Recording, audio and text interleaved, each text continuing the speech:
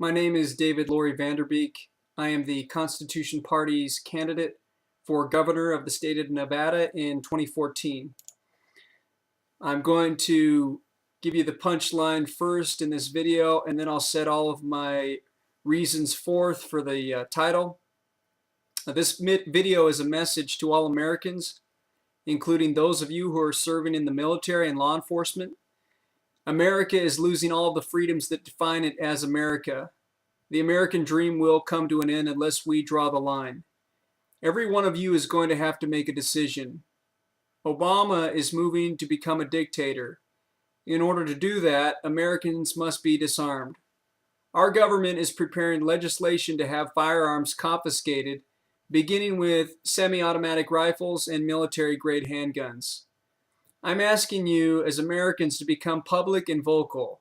I'm asking you to publicly state with me that if anyone in any level of government uses physical force to remove your firearms, that you will defend yourselves from these people who are trying to overthrow our form of government and turn America into a police state modeled after Nazi Germany or communist Russia. In this video, I'm going to lay out the historical facts that show where our country is headed. Specifically, I'm going to compare the United States to the rise and fall of Nazi Germany so you can make the undeniable comparisons yourself. Why am I standing up against Obama? Because someone needs to, and someone needs to be brave enough to say something about what's about to happen. The stench of cowardice is settling like a fog over America. I'm fully aware that taking this decision puts me at great risk. I have no dealings with organized crime or the federal government.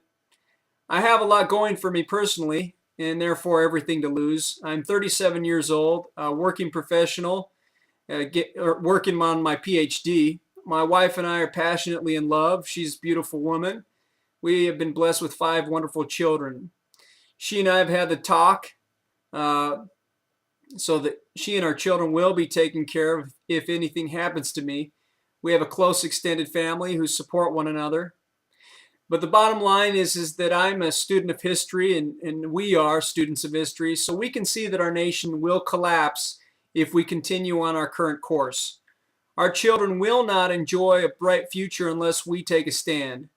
I've set my life in order so that I'm ready to suffer whatever is necessary so that our children and our grandchildren will be free. You, the American people, know that I'm telling you the truth. You're buying weapons at a record pace because you subconsciously know that you must prepare for the possibility of the second civil war in America. You also know that your government is building an army, a domestic army, through the DHS to go to war against the American people. I want you to know that it's not too late for the Constitution to be restored as the supreme law of our nation. The truth is that Obama, like any other tyrant in history, can make all the oppressive laws he wants, but you still have a choice of whether or not to obey. If you are a police officer, you still have a choice as a human being of whether or not you will enforce an unconstitutional law. You have a mind, a heart, instincts, and a soul. You can and must choose to disobey unconstitutional orders. Because if you police go along with gun confiscation orders from this government, you're going to have to kill me, and I won't make it easy. If that starts, there will be an insurrection. Americans aren't going to cower in their houses waiting for you to come. They're going to come find you first because they know history.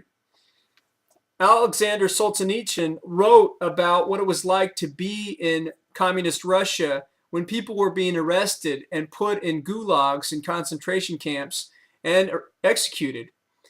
Quote, "And how we burned in the camps later, thinking, what would things have been like if every security operative, when he went out at night to make an arrest, had been uncertain whether he would return alive and had to say goodbye to his family, or if during periods of mass arrest, as for example in Leningrad, when they arrested a quarter of the entire city, people had not simply sat there in their lairs, paling it with terror at every bang of the downstairs door and at every step on the staircase, but had understood that they had nothing left to lose and had boldly set up in the downstairs hall an ambush of half a dozen people with axes, hammers, pokers, or whatever else was at hand.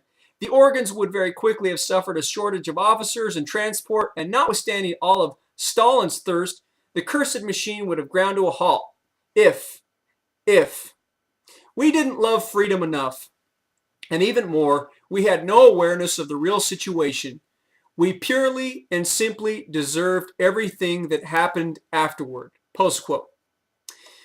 During the last election, I was a candidate for U.S. Senate for the Constitution Party here in Nevada, and I said then in the Reno Gazette that the only defense spending with which we should concern ourselves is arming ourselves in self-defense against our own government, which is almost in tyrannical freefall. That is how I spoke, and I gained nearly 49,000 votes. Now, I want to be candid.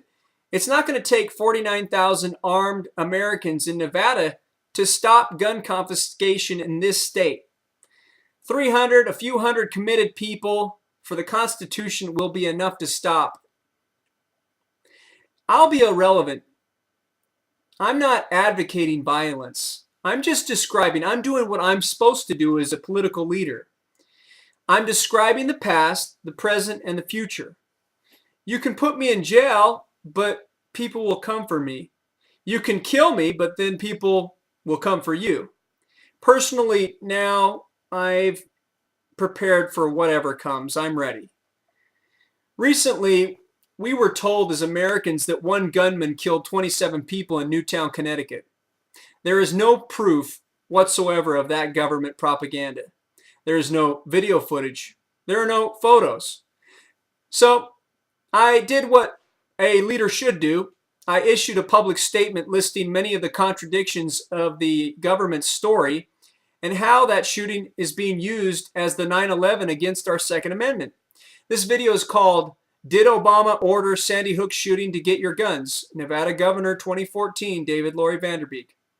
I'm not going to comment at length on that tragedy here, except to say that if the official story were true, all the lives could have been saved by having one armed guard at the school. If you go to YouTube and search the words Obama Sandy Hook, you'll see that all the top search results on the first page are Obama speaking, except my video. I gather from that as of this moment, I'm the only major political leader in the United States willing to even ask real questions about the Sandy Hook shooting. So if you care about truth, if you care about the First and Second Amendments, you'll search and promote that video. Now, our Department of Homeland Security was modeled after the East Germany Stasi, secret police, and the Communist Russia KGB. A couple articles you can look up. One's called Former Russian Premier Ex-KGB Head to Work for Homeland Security. That was written by Charlotte Iserby. Another you can look up about Marcus Wolf. In 2004, Al Martin of almartinraw.com reported that the DHS had hired Marcus Wolf, a former East German spy chief. Are these stories true? Probably. I don't personally know. But what I do know is that our DHS is becoming like the Stasi and the KGB known in history. I'm going to list all of my reasons why, and it's because of this transformation of our DHS and our government that you must prepare to fight them. Because if you're not willing to defend yourselves, I will show you from history that you will become slaves of a dictator, whether it's this president or some other. If the government lays siege against your home, you have a right to defend yourselves. You must respond with an absolute commitment. Decide and declare now that you will. Draw a line in the sand for the Second Amendment, because once the Second Amendment is gone, the First Amendment is nixed. Now, I want to say a word to all the police officers on the police powers that you would have to abuse to confiscate guns. Question: where do your police powers come from? Our Declaration of Independence states, governments are instituted among men, deriving their just powers from the consent of the governed. So, as a police officer, your powers to arrest come from the consent of the people. How? Well, for the answer, we need to study the originators of our law. Thomas Hobbes is one of those, and he wrote the Leviathan. He explains that by natural law, every human being is born with the right of self-defense. I think we can all agree on that. In chapter 14, Hobbes says that the right of nature is the liberty each man hath to use his own power as he will himself for the preservation of his own nature. That includes police powers. I have police powers over myself, unless what? Unless I enter into a contract with the government, thereby transferring the right of policing myself to the government employees. Now he goes on and he says the mutual transferring of right is that which all men call contract. The contract that becomes law, and the law restrains me from exercising my right as long as I agree to the contract. The contract of which I speak is the U.S. Constitution. Now, if you police decide to violate the Constitution by confiscating guns in violation of the Second Amendment, which is so clear, then you have broken the contract, and I'm no longer required to recognize your police powers over me because those police powers are limited by what the contract protects. The problem, well, and this is the thing, is that you wear a uniform, you wear a badge, and you wear a flag, and you wear a gun. Those are all symbols of the contract. If you violate the contract, no one is required to recognize your police powers any longer. But there is a problem which I want to point out, and that as you as police and the Americans in general, the public, are too stupid and ignorant to know their own rights and too cowardly to enforce them. As governor of Nevada, I will propose the Second Amendment Preservation Act, which you can read at the 10thamendmentcenter.com, not because we need it, but to reconfirm our commitment to this original contractual provision in the Constitution between us, you as police officers and everyone else. So, that Second Amendment, all it says is that any rules or regulations that violate or infringe on our right to bear arms and be a militia of citizens are in violation of the Constitution. As governor of Nevada, I simply won't enforce them. I'll protect the people's right to bear arms. Now, I'm going to give you a list of historical facts about Nazi Germany and how it became a police state. First, I want to give you one story in tribute to all of you who are serving in our governments, our military, and our law enforcement, and that includes Department of Homeland Security and the TSA. Before I share that story, I want to be clear with you. I'm asking you to decide and declare now publicly that you will disobey Obama's gun confiscation orders. Decide now and speak out. I will show you that if enough people had done that in Nazi Germany, it would have prevented World War II. Question: did anyone in Nazi Germany ever defy Hitler? Yes. Erwin Rommel, this is one of his biographies. It's called The Triumphant Fox. I'm going to share with you part of it. This is page 125. Rommel took great pride in the treatment given by his soldiers to enemy prisoners. He had very strong views on the subject of morality in war and proper military conduct. Afrika Korps troopers were not normally permitted even to deny water to their captors, much less beat or shoot them. Rommel's first friction with Hitler occurred over this point. This friction, which increased as the war went against Germany and Hitler became more and more vicious, escalated until Rommel came to despise the leader he once idolized. One prime example of Hitler's hatred and inhumanity toward enemy prisoners is the Führer Order dated October 18, 1942. It read in part, "From now on, all enemies on so-called commando missions in Europe or Africa challenged by German troops, even if they are to all appearances soldiers in uniform or demolition troops, whether armed or unarmed, in flight or in battle, are to be slaughtered to the last man. Even if these individuals, when found, should apparently be prepared to give themselves up, no pardon is to be granted to them on principle. I will hold responsible under military law for failing to carry out this order all commanders and officers who either have neglected their duty of instructing the troops about this order or acted against this order where it is to be executed. Signed, Adolf Hitler." The men of Panzer Group Africa never never read this order. Rommel and Colonel Westphal burned it on the spot.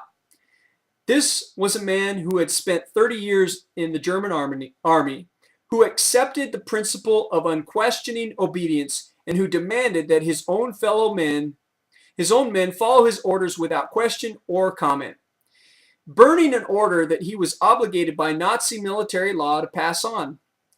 This incident shows how deep was Rommel's devotion to the proper code of military conduct. He would not abandon it, even if everyone else did. It is also clear that he was beginning to think about the political situation and was beginning to see Hitler for what he was. This process, however, was far from complete in 1941, and the correct conclusions had not yet been drawn. Now, here's a picture. There you see Rommel and Hitler shaking hands. It says in the caption, Rommel being congratulated by Adolf Hitler on his 1941 victories in the desert.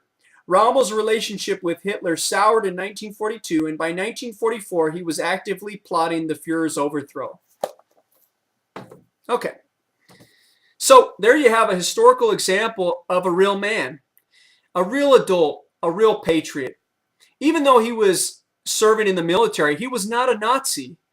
He was a good German man, and he stood up for the correct code of police and military conduct. So I hope that you'll follow General the Desert Fox, Erwin Rommel's code of conduct and his example in history, and you will disobey Obama's gun confiscation orders, because they're coming, and you've got to decide now. Now, this is a book called In the Garden of Beasts by Eric Larson. It's a nonfiction #1 bestseller. Go out, buy it, read it. It's based on the life of U.S. Ambassador William T. Dodd, who served in Nazi Germany from 1933 to 1937, and he watched the rise of Hitler. So this is in 1933. If you go to page 19, it says here, there existed at this time a widespread perception that Hitler's government could not possibly endure. People didn't take it seriously because they thought it was too irrational. It was just nonsense. And so when you see nonsense and irrationality coming out of the Obama administration, the general public doesn't take it seriously. At that time, just like in our day, people say, well, our generals will never follow those kinds of orders. They'll stand up against Hitler, or they'll stand up against Obama. But in the case of Nazi Germany, they never did. The generals instead brokered deals with Hitler. Hitler frequently, publicly pledged himself to peace and to disarm Germany. It's interesting that they were saying that disarmament was in the name of peace. But this type of disarmament leads to mass murder. Also, another corollary is that the global bankers were at work in America and in Nazi Germany just as they are in our day. It says here, when they appointed Dodd as ambassador, what President Roosevelt and Secretary Hull considered the most pressing German problem was the $1.2 billion that Germany owed to American creditors, a debt that Hitler's regime seemed increasingly unwilling to pay. So they didn't give a damn about the Jews or all the people that were being brutally treated by the Nazis. They wanted to make sure the bankers and corporate elite got paid. Okay? So, moving on to page 33.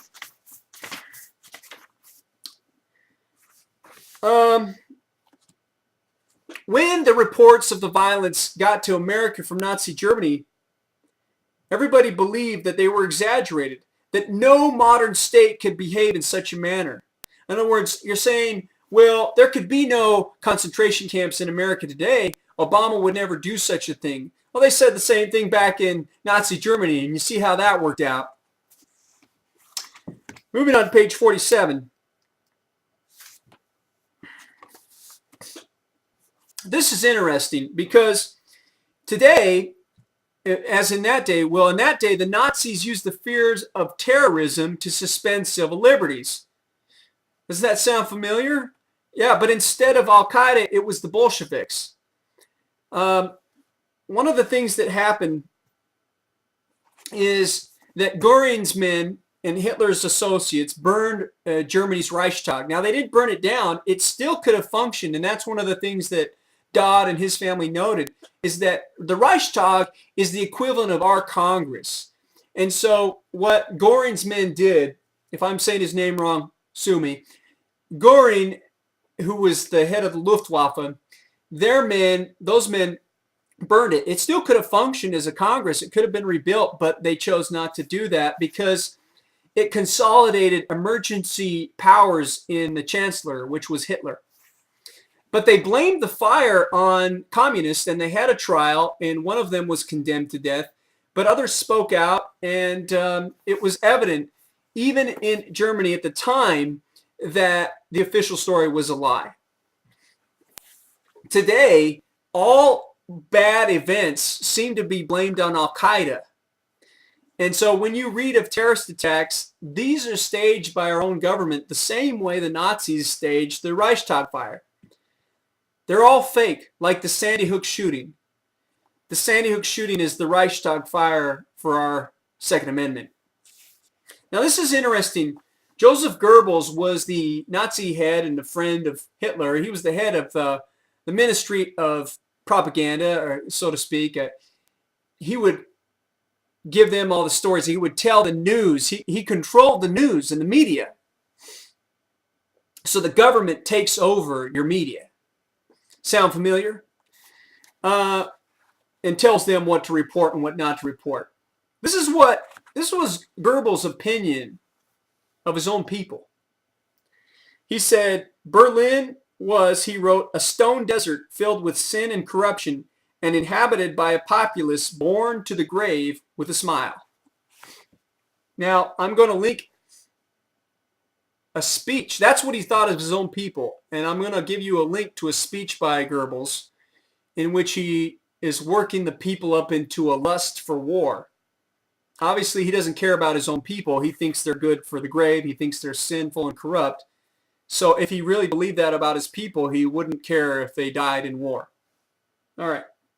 Now, the next concept I want to bring to your attention, which is coming to America, and that is coordination.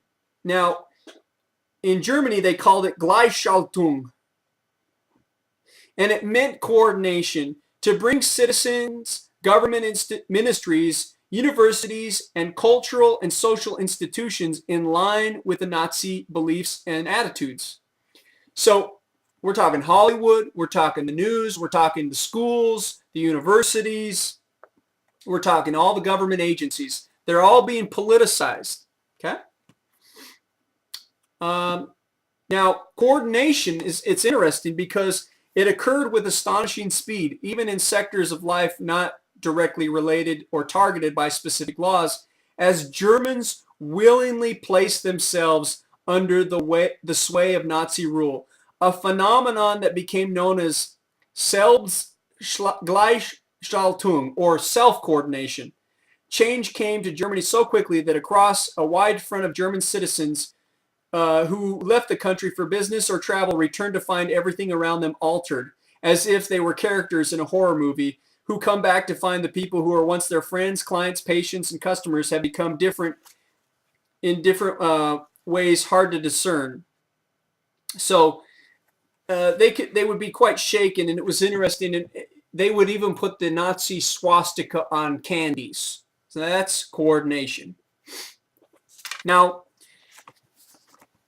as things progressed, the people were arrested if they criticized the government. That's coming to America. Nazi Germany became a tattletale society.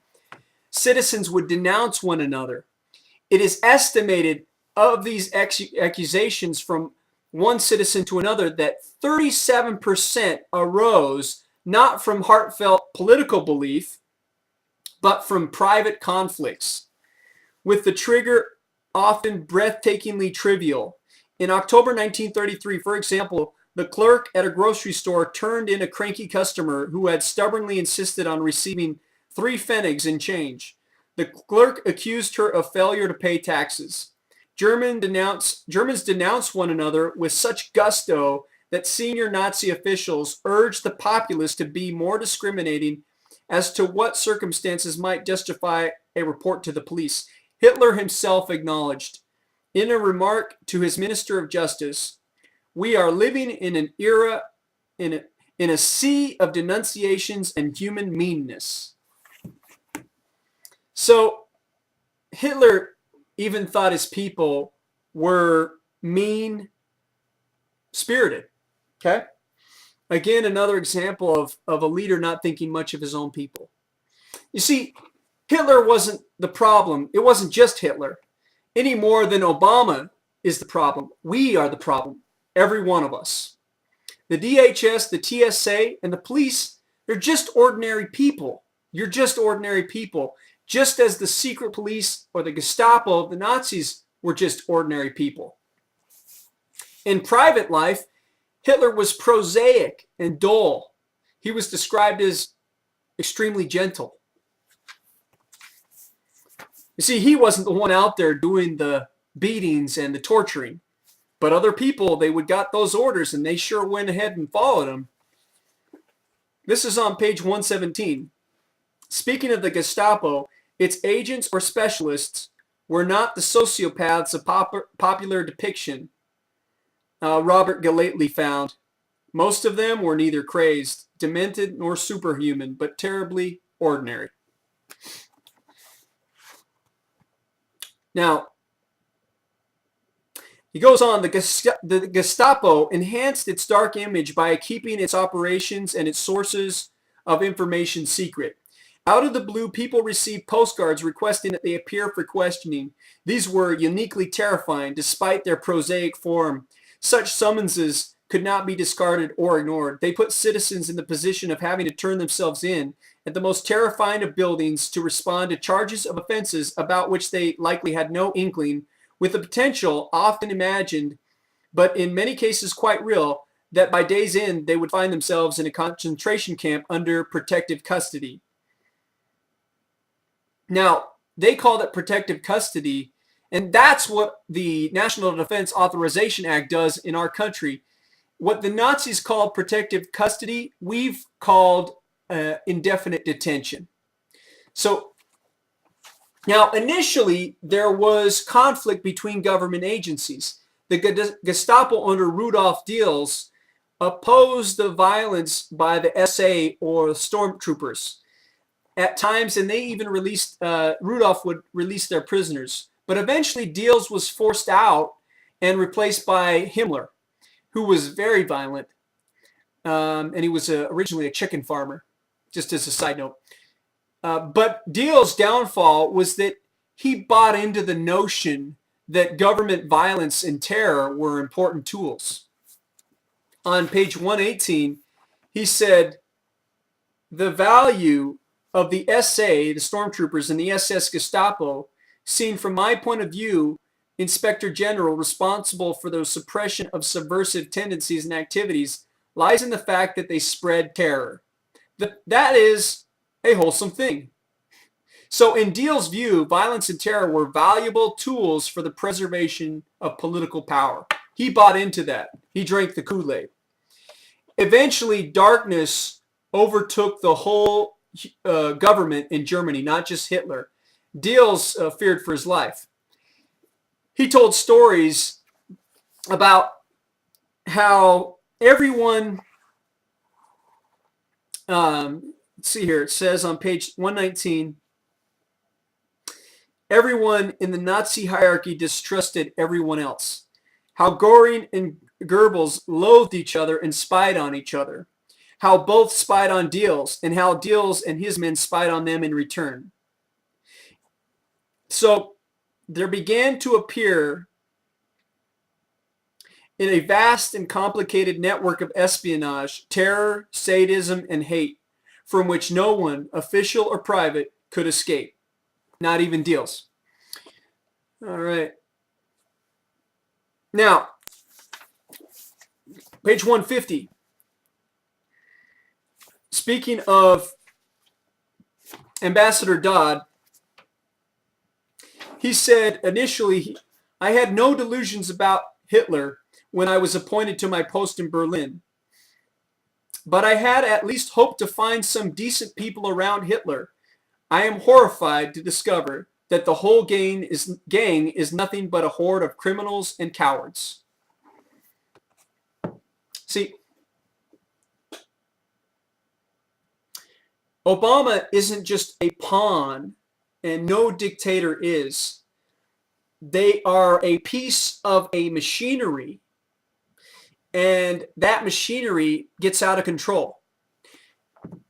I'm sure that there are elite people in our government and in corporations and in the banks that think they can control Obama. The elites in Nazi Germany thought the same thing of Hitler. They thought they could control him.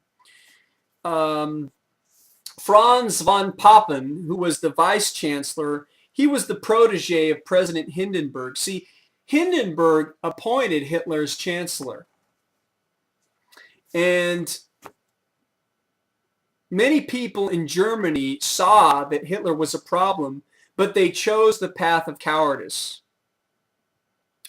Now, this is what Papen said. He said, well, Papen and his fellow associates, the elites, imagined they could control Hitler.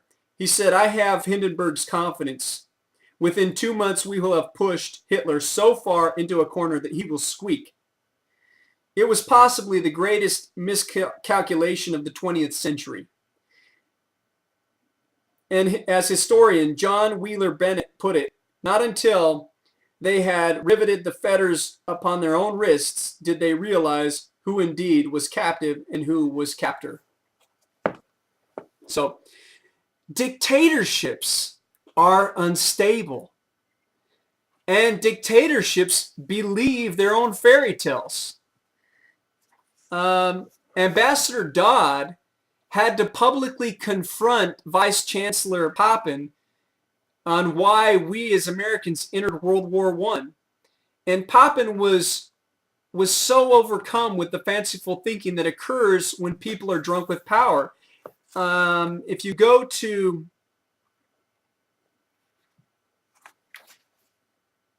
(192), well, the story's on page 188,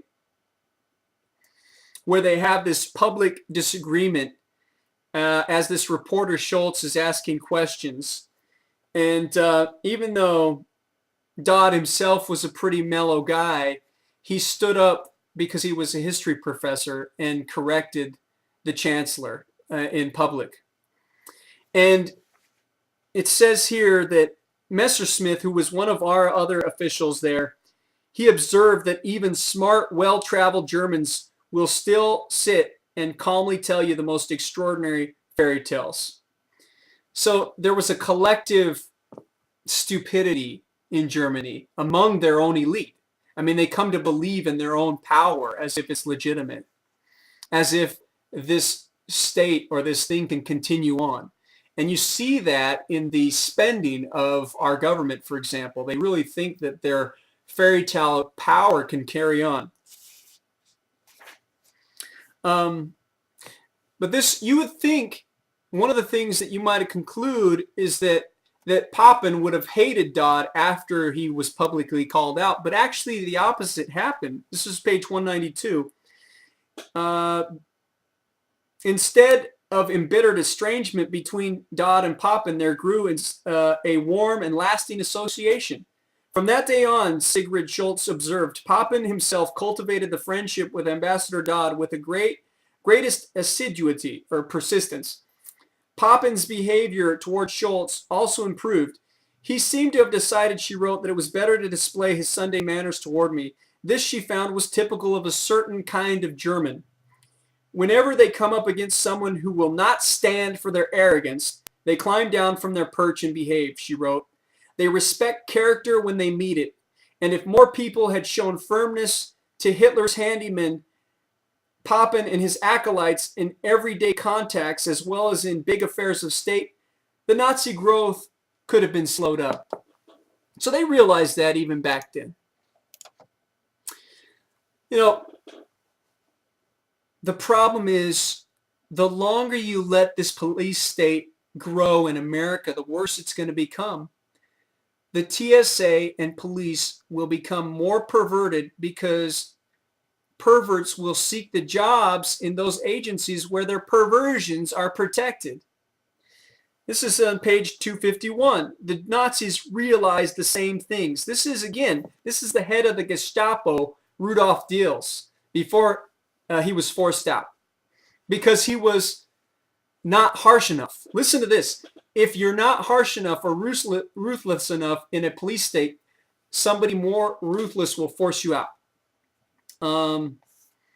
This is what he had to say in 1933 about the violence. And remember, this is the same guy who a year before, this is in 1934, okay? In 1933, just 1 year prior, he had been the head of the Gestapo, but at this point he has had to flee Germany for his life. And in reflection, this is what he said. The infliction of physical punishment is not every man's job. And naturally, we were only too glad to recruit men who were prepared to show no squeamishness at their task. Unfortunately, we knew nothing about the Freudian side of the business, and it was only after a number of instances of unnecessary flogging and meaningless cruelty that I tumbled to the fact that my organization had been attracting all the sadists in Germany and Austria without my knowledge for some time past. It had also been attracting unconscious sadists, i.e. men who did not know themselves that they had sadist leanings until they took part in a flogging.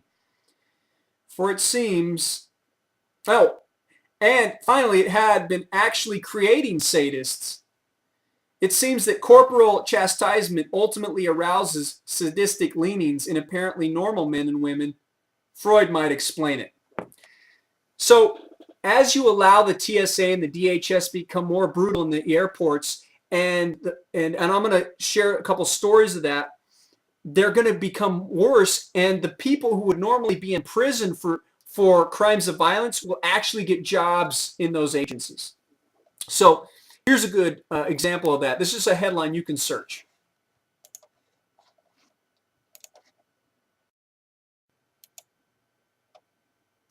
Women suing state troopers over roadside cavity searches. I'll share the link. Diels was right. The more we allow police to be perverts as a duty, the more perverts will pursue jobs as police officers and be hired. So you can see in that video where the police officer, it's a female police officer, reaches her hands into the anus and then into the vagina in the pants of these two women with the same glove, and one of them actually got sick and they're suing them for that. I personally, if that was my wife, I'm not sure what I would do. I can imagine a few things. I'm not sure if I'll be able to control myself if I see that happen. So I'm trying to be civil about this. I don't want to become a cold-blooded killer of police officers. I really don't want to do that.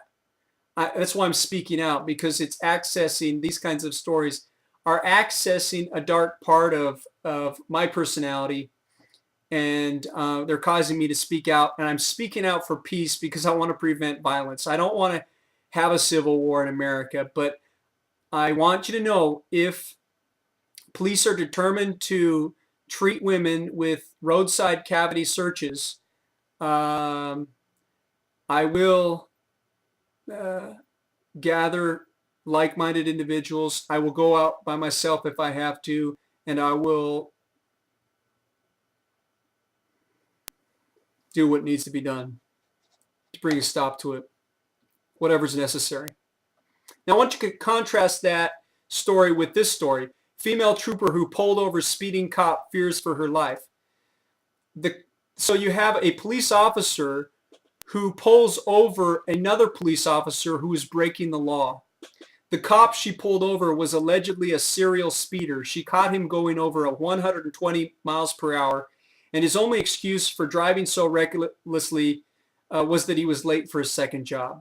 In other words, all the cops in that area, decided to support the serial speeder and were persecuting this female trooper who was trying to enforce the law. All the cops around her had become scumbags.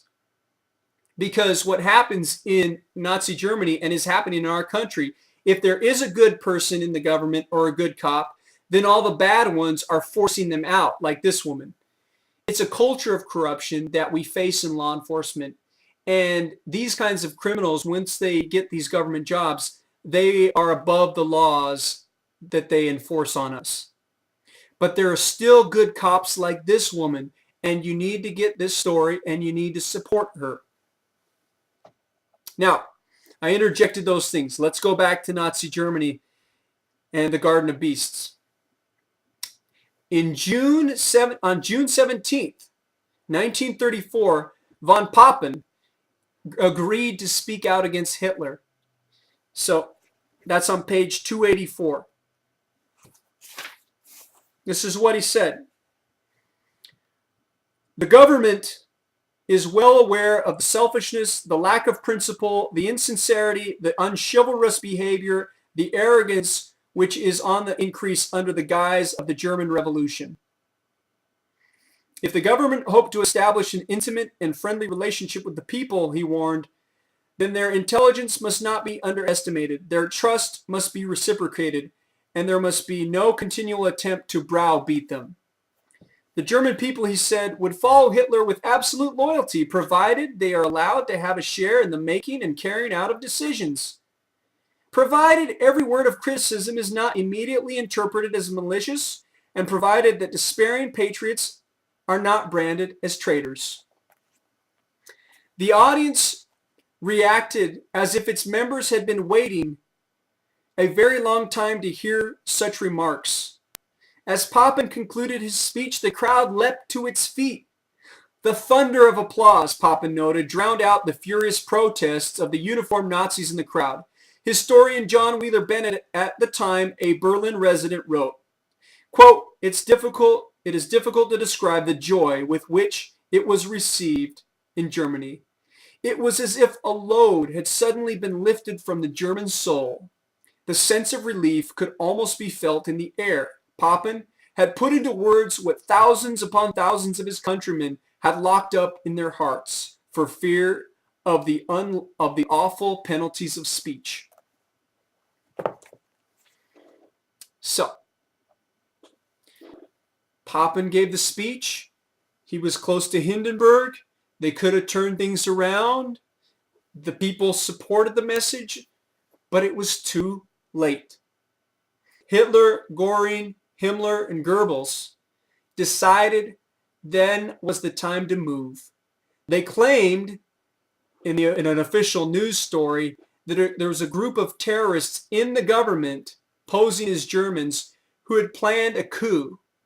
So on June 30th of the same month, using the Gestapo, they launched Operation Hummingbird. They used the story to arrest and execute their political opposition, including the head of the stormtroopers, Rom. The SA was put on leave. An estimated 500 people were executed that night and 15,000 arrested.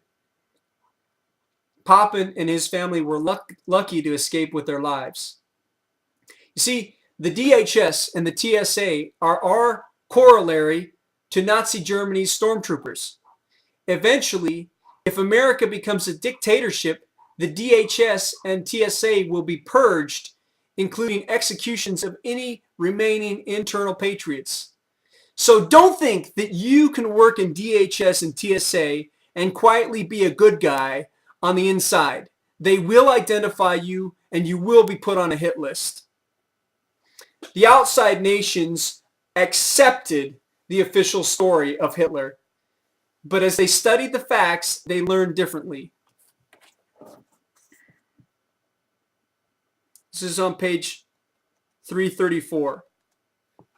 This is from Britain's Sir Eric Phipps.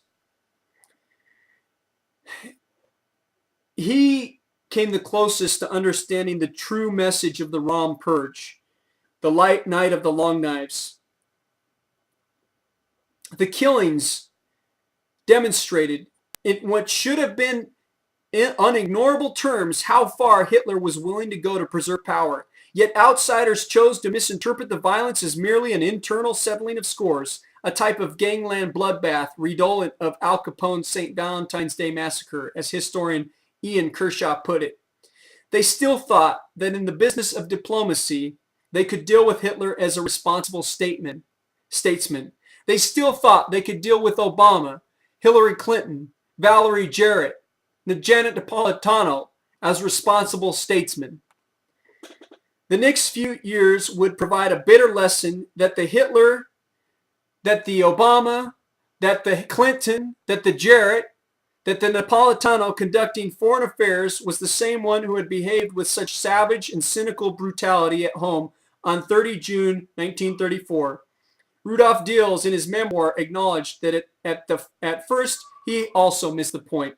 I had no idea that this hour of lightning was the announcing a thunderstorm, the violence of which would tear down the rotten dams of the European systems and would put the entire world into flames, because this was indeed the meaning of June 30th, 1934. Now, how did the public respond? This is going to spin your head around. The controlled press, not surprisingly, praised Hitler for his decisive behavior, and among the public, his popularity soared. Terrorism leads to soaring approval ratings. That's why governments stage terrorist attacks against themselves, because the leaders get a bump in their approval ratings when they come out and appear to be strong against it. So weary had the Germans become of the stormtroopers, of the TSA and the DHS intrusions in their lives, that the purge seemed like a godsend. An intelligence report from the exiled Social Democrats found that many Germans were extolling Hitler for his ruthless determination, and that many in the working class have also become enslaved to the uncritical deification of Obama, Hitler. Okay, so the people worship them because here's what's going to happen.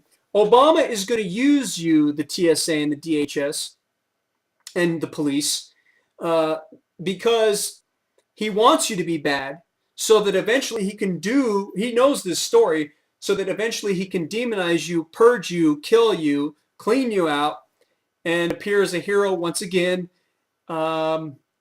thwarting a possible coup against the government. Okay, so does it remind you when it talks about uncritical deification of Hitler, of Obama as well, that people treated Hitler like the Messiah as they also do with Obama?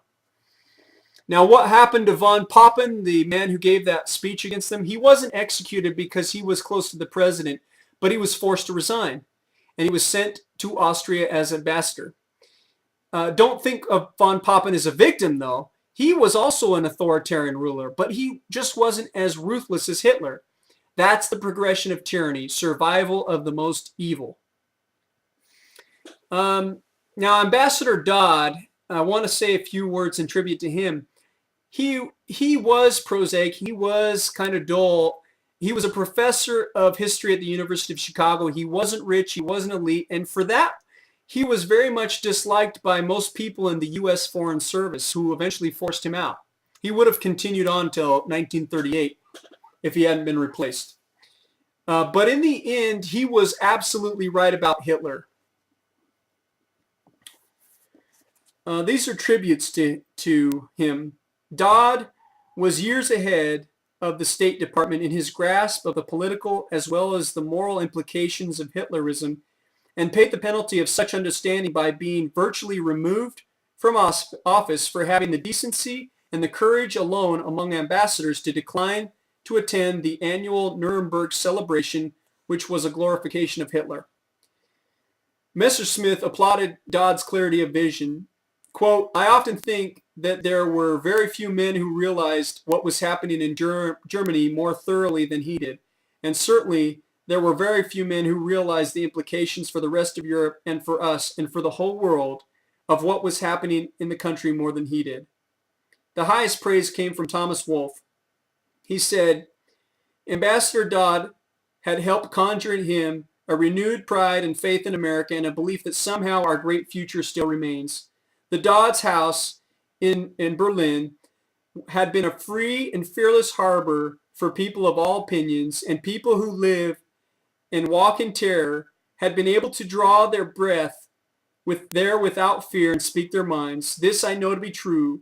And further, the dry, plain, homely unconcern with which the ambassador observes all the pomp and glitter and decorations and the tramp and marching men would do your heart good to see. And that's what you see, a lot of pomp and circumstance in this government and a lot of the celebrations and things like that. But we can see the implications of what the Obama administration has for the rest of the world. And that's why we got to shut it down. So those are my notes on In the Garden of Beasts, this nonfiction bestseller, #1 bestseller. Please get it and read it. In the interest of time, I'm just going to provide an overview of information from 3 other books. I have here Elie Wiesel's book, Night, Viktor Frankl's Man's Search for Meaning, and Jim Marrs' The Rise of the Fourth Reich. And what I'm going to do from these books is, if you will read these books, you will understand everything I'm about to tell you. I've created a list, and it is what was the Nazi process of mass murder, the 20 steps, okay? And I will show you where we are at on these 20 steps. #1, they started by attacking the Jews in the media. In other words, they used the media to demonize good people. And we can see this in our media already. We've achieved that step because we demonize. You can see the demonization of constitutionalists, gun owners, veterans, preppers, anybody who wants to speak out against the government and support the original government under the Constitution is demonized. They are taught in DHS that people who support the communists, the Constitution, are terrorists. So patriotism is becoming synonymous with terrorism. Second thing is that they passed, step 2 is they passed legislation restricting the rights in the name of terrorism. And we've had that already. We have the Patriot Act, okay? Step 3 is restricting people from certain jobs. In other words, that's fascism. And that's when the corporate world and the government merge so that they control who gets hired and who doesn't. And you can see that today in the revolving door and how you can't break into certain industries because they've taken over the banking industry and they've taken over sectors of the government. So you are restricted from many jobs in the government. #4 is establishing a national police force to enforce new laws. And we have that. I've talked several times about the DHS and the TSA. The Nazis used the SA or stormtroopers. So we've passed step 4. Step 5, propaganda of terrorism to suspend freedom. So the propaganda in their day was the communist propaganda. And we have it in our day, but it's not the communists that we talk about, it's Al-Qaeda, right? Anything that you can imagine, Al-Qaeda is going to get you, so we better suspend and lose more freedoms and give up our privacy and so on and so forth. So we've passed step 5. Step 6, government indoctrination through the media. So, for example, this happens where they use the race card, for example. The Nazis did that. You know, if you were pro-Jewish and you were helping them, then you were against Germany. Today, it's if you're against the president, then you're a racist. So anything you disagree with the president on, Obama, because he's part black, you must be a racist. And so if you don't turn in your guns, then you must be a racist. Okay, so we passed step 6. Step 7, destroying them economically, because people couldn't get jobs Jews couldn't get jobs. They didn't have livelihoods. I mean, they were destroyed economically, that professionally. And we can see ourselves being destroyed economically because our government is giving bailouts to corporations who then move their companies overseas, and they enter into trade agreements where those corporations can take advantage of slave labor in places like China and Latin America or Asia, and they don't have to answer for any of that. But you and I suffer the loss of that. So bailouts, also derivatives. The banksters are destroying us economically. That has happened. That has happened. So we've passed step 7.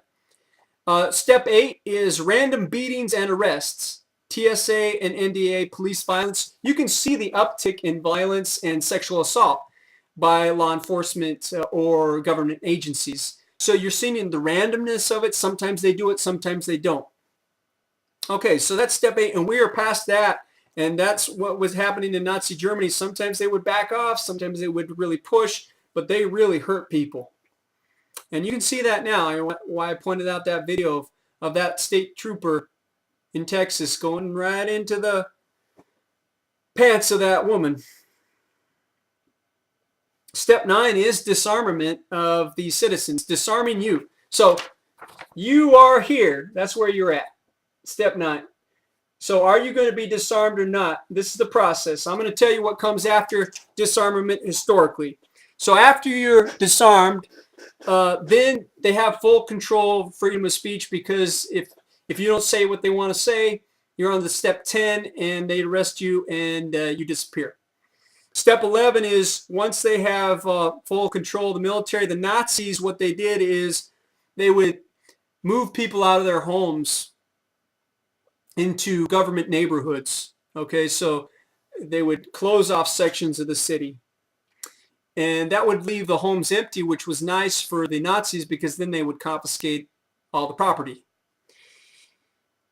That's step 12, confiscation of all your wealth. Step 13 is they then put you into the government ghetto. So step 12 is moving you out of your home. Step 13 is step 12 is confiscating your property. Step 13 is moving you into the government ghetto. That's what the Nazis did. So there was an incremental process is what I'm trying to get through to you. It wasn't instantaneous. These steps took years to accomplish. Step 14, once you were in a ghetto for a long enough period, then they would transport you in cattle cars to the permanent working camps, concentration camps that had the factories on them for the military-industrial complex of Nazi Germany. That's step 14. They transport you to the camps. Step 15 is they actually separated males from females and they separated the families. Step 16 is that they would feed poisonous food to the prisoners that would debilitate them. Like they would add sodium fluoride directly into the food, which is a sedative. It sedates the brain. That's why you're not supposed to eat toothpaste, because if you eat toothpaste, you can die if you get too much, because it'll go after your brain stem. They still have those warnings on toothpaste because of the fluoride in them. You're not supposed to ingest it. And it was the Nazis and the communists that discovered that it was useful that way. So they put it in the food to sedate the prisoners. And that's why they never rebelled. Now, 17 is forced labor and starvation. So if they do give you food, it's poisonous. If they don't, then you don't have food. You don't have strength, and you're forced to labor. And so you're pretty worn down. Step 18 is that they're going to feed you to ovens when you die, and you are actually going to carry your own dead into those ovens, and the mass executions. Step 19, which is kind of at the same time, is that the Jews policed themselves in those camps. They didn't have nearly enough guards. Like Solzhenitsyn said, there's not enough people in the government to police all the citizens and throw them in camps. So they have to recruit the citizens themselves, and the Jews became the most brutal overseers over their own people in the camps. That's something that Elie Wiesel talks about. And Viktor Frankl, they talk about that at length, that the worst guards, prisoner guards, were the Jews themselves to each other.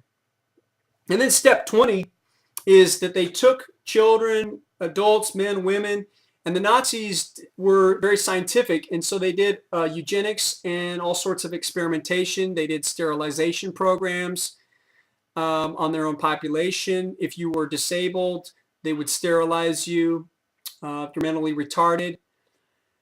But then those would expand to, sterilizing the Jews. And so you had all this scientific knowledge that came out of that tyranny. And one of the things that Jim Marrs talks about in the Rise of the Fourth Reich is Operation Paperclip, how after the World War II, Russia and the United States, us, had secret fights. The governments had secret fights over the Nazi scientists, and they pulled them.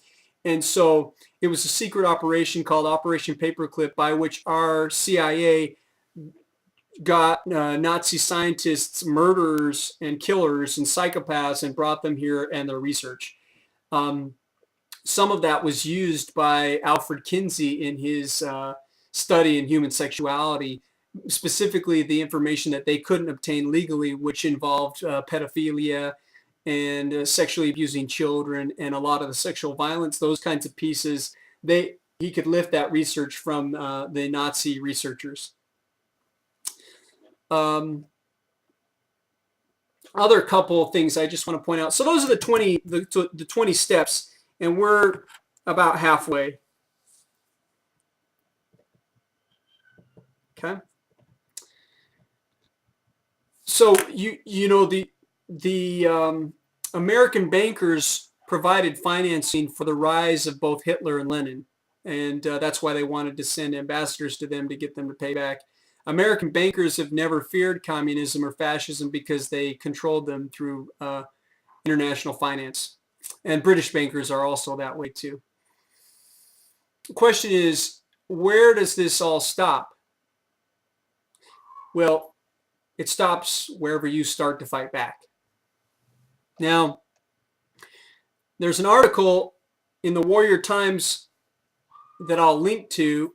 It says, what happens when governments disarm their citizens? So it looks at historical examples in the 20th century of governments disarming their people, taking away their firearms.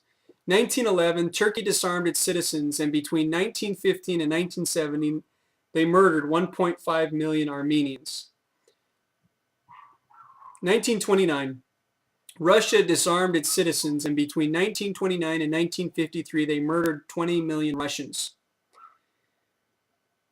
It's probably more, actually.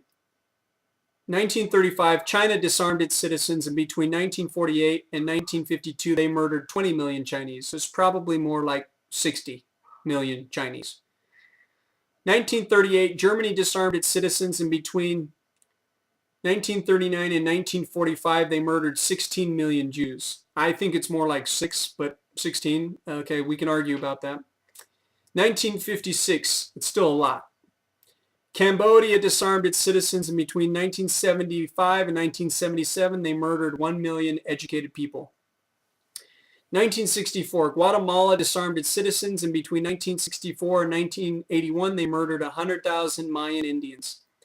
1970, Uganda disarmed its citizens, and between 1971 and 1979, they murdered 300,000 Christians.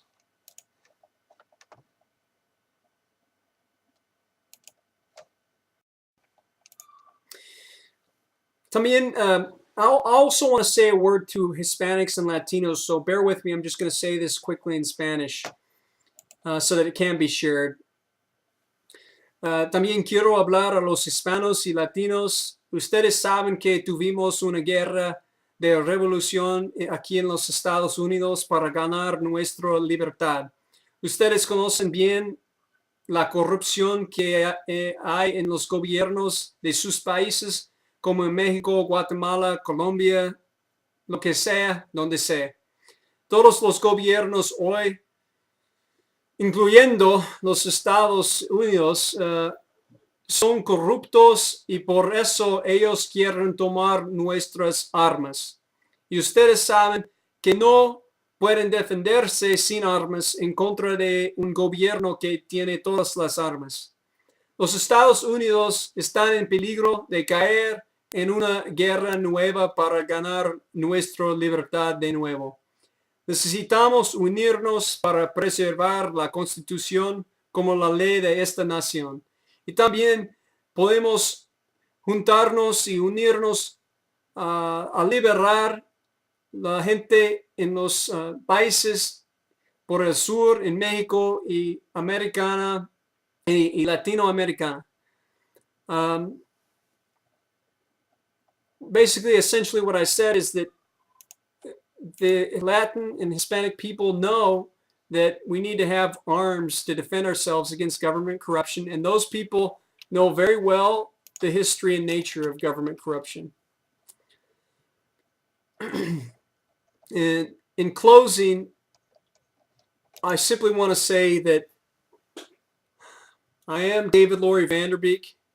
I am the Constitution Party's candidate for governor of the state of Nevada in 2014. I am prepared to make whatever sacrifice necessary so that we can remain a free people in this state and in this nation. And I hope that you will follow my example and that you will speak out in behalf of the Second Amendment and use your First Amendment right of freedom of speech as aggressively as possible to make it known that you will defend and use your Second Amendment right to defend your Second Amendment right. But we don't want it to come to gun violence or civil war. I'm doing everything I can to prevent that. So I wish you the best. I pray for you. I hope that you'll pray for me. God bless each one of you. God bless America. I pray for our leaders in our nation, including the people that are evil and wicked, that they will see the light, including Obama and people at the TSA and people like Valerie Jarrett and Janet Napolitano. I just want to say a prayer. Heavenly Father, I am so grateful, and we are so grateful that we are Americans and that we have a Constitution that was given to us by our founders and by our fathers and mothers, that we have inherited it. We ask Thee to forgive us for not upholding it. We ask Thee to forgive us for neglecting it. And we pray that if our government, people in our government try to confiscate guns or enforce the NDAA and secretly arrest us and take us away to FEMA camps, we pray that we will be given the strength to eliminate them or remove them from our government, and that we will please you, and that we will be able to have the strength to take care of our little ones so that they will not be harmed or slaughtered or molested, as we have seen happen in so many historical nations. So we love Thee, and that's my prayer as a Christian man. In the name of Jesus Christ, amen.